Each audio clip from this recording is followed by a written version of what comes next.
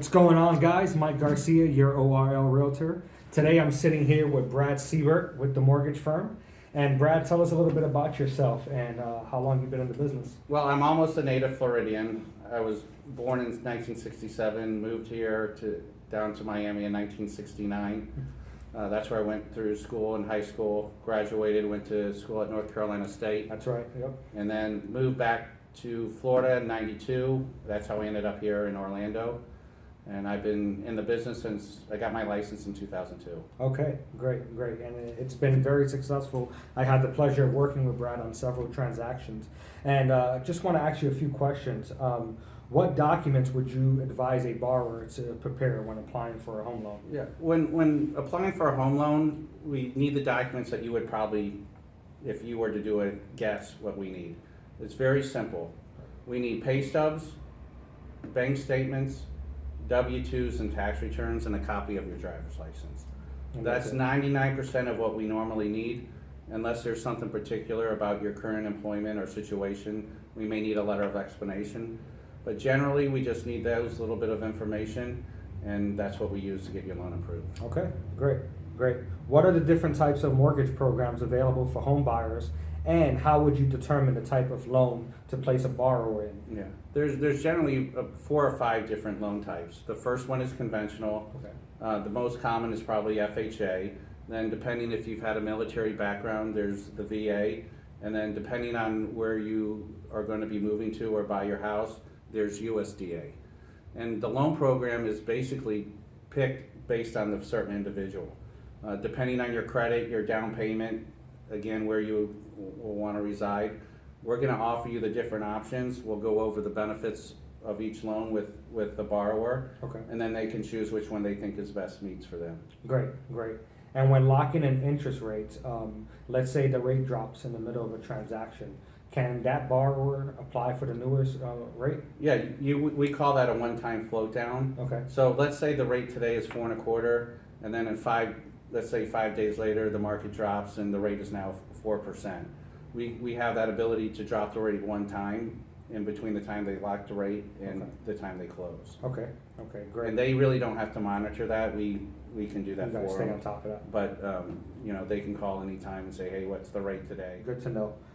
Tell us about credit scores. What is the minimum credit score that you require to get someone started on a home loan? And should this person be employed with the same employer for more than 2 years? That's 2 good questions. We actually have a loan program that would do a loan down to 600 or 500 credit score. Now again, your rate's going to be different than if you would have a 620 or 640. Sure. And the down payment requirement is different. But we can do loans down to a 500. Now for conventional loans, your minimum credit score is 620. For us on the FHA, it's a 580, and for the VA, it's 600.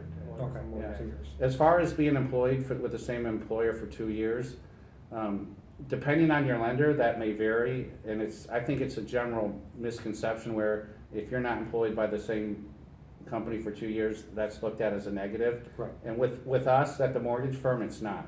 We would like to see a 2-year history with minimal gaps of employment, but we would never penalize you for taking a job that you're going to be paid more. Does that make sense? Yes, it does. Now, if you're going to be changing jobs in between the time we get the contract and go to a closing, I need to know that so we can make the right adjustment. But you don't even have to be in the same industry as far as we're concerned. If there's no gaps in your, a W-2 hourly or salary employment, you could be a mechanic one day and a customer service rep at an IT place the next.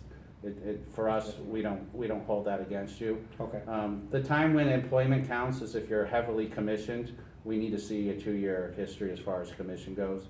Got it. But no, you don't have to be with the same company.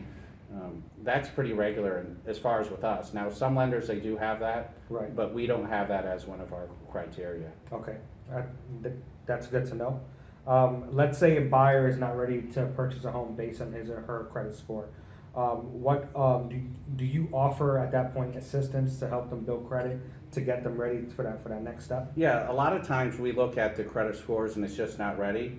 And there's 2 different scenarios that we generally run into. Somebody that doesn't have a lot of credit And it's not that they have bad credit, they just have so minimal, I don't get the score I need. Right. And that's when we help them build credit.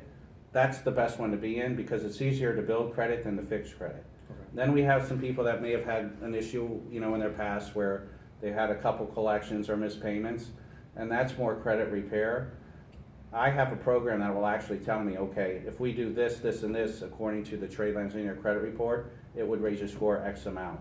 Now, sometimes if you have considerable amount of collections or charge-offs, that's where we need a credit repair company to assist us. Okay. And I have relationships with a few of those companies in the area that we would recommend, but only if it's a requirement. It's not always a requirement to do so. Sure. So if someone's not ready when we pull their credit, we don't just say, sorry, we can't help you, you know, call us when you're ready. We try to put a path together that, hey, if we can do this, these couple steps, then your credit should be where we need it to be to get you approved for a loan. And sometimes it's a month, it could be 2 or 3. Right. But again, you know, don't be focused on when you can buy a house, it's that you're gonna be able to, because, That's the goal. you know, it's still better than renting. Absolutely. So if Absolutely. we're not ready in 6 months, that's still not being better than ready at all, or maybe it's a year. Generally, you could fix almost any credit to a level in a year, given a year. So that's usually the longest it should take. Okay. Go ahead. What if you had a student who is fresh out of college and want to get into a home loan? Is there a program available for them to get them on that path without long-term work history? Yeah, actually, we use their schooling as their 2-year credit or work history. Oh, okay. Okay. Okay. So as long as we get the transcripts that shows that yes, they were a student at whatever university, and it tells the time. And so that's their 2 years, and then let's say they want to become a nurse or a fireman or whatever, then we don't need to have the 2 years. That's, the schooling is those 2 years. It's enough. So, there's really no, and most loan programs, if not all, are okay with that. Okay, good. Okay. Good. So if someone's been told, oh, sorry, you have to be on the job for 2 years, or, you know, come to us, and we don't have that limitation. Okay. That's good to know for you Florida hospital employees. Yeah, a lot of You know? times it's nurses or Yeah, doctors. yeah, you know. exactly. So, you know, if you're a nurse and you've been in nursing school, or a doctor that's just got out of medical school, and, you know, I know you've been in residency, so technically you're employed, but now you've gotten a full-time position and we could utilize your new income. Right. So you definitely don't have to, the school will be your 2-year work history, Right. so. So the options are there for them. Right. So, And it doesn't make the approval any harder. Okay. Now, you may have to, you may not have tax returns because you're a student, right? right. Okay, so you don't have to give us that information, but now I need you to go to your school and get transcripts. So it's just different information. So Got it it. doesn't make it a harder loan to approve, it just, we require a little bit different information than we would if you were on the job. Okay. Would a buyer have to come to your office to get started on the process? Is there, or? It's up to them, Okay. okay? You know, it seems like nowadays people want to do everything online, and we have a simple online loan application that I could email you or text you, and you just click your mouse and go right to it. And the whole loan application shouldn't take more than 10 minutes. If there's information that you don't know, it's probably not important, because what we really need to know is about you. Name, address, date of birth, social security, who you work for, how long, how much you make, who you bank with, and what kind of money do you have for down payment and closing costs. Okay, And that's it. The So basic generally people know that. right. You know, we don't need your account number or, you know, down to the, you know, I always tell people, especially when it comes to assets, you know, just guess. I don't need to know that you have $9,122. $9,000 is good enough. Right, right. And any information Ballpark. that you're unsure of, you just leave off. When I get the loan application, I'll call you and get it. But we are still happy to do it the old-fashioned way, where we'll set up a time for you to come in my office, or we'll set up a time for me to come out to your home or business. We can take the loan application right there. So it's really at the preference of the customer. Great. The pre-qualification process for a home. How long is it good for? And is it safe for a borrower to keep shopping around if they're already dealing with a mortgage lender? So as far as the pre-approval process, we at the mortgage firm go a little bit more in depth than most lenders. Okay. A lot of lenders, they'll just pull your credit and they'll take the income that you tell them and say you're approved or not.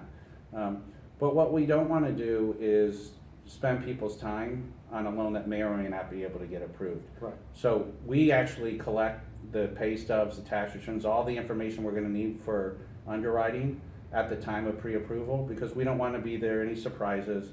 You know, as a realtor, you're going to invest your time and money to find them the home, and then as you know, before they buy the home, the borrowers are already in love with the house and they can Right. see themselves. And you don't ever want to say, well, sorry, there was something on your pay stub or tax return that's going to keep us from getting an approval. So Right. we go that extra effort. Good. And as far as being approved by more than one person, no, it does not affect you.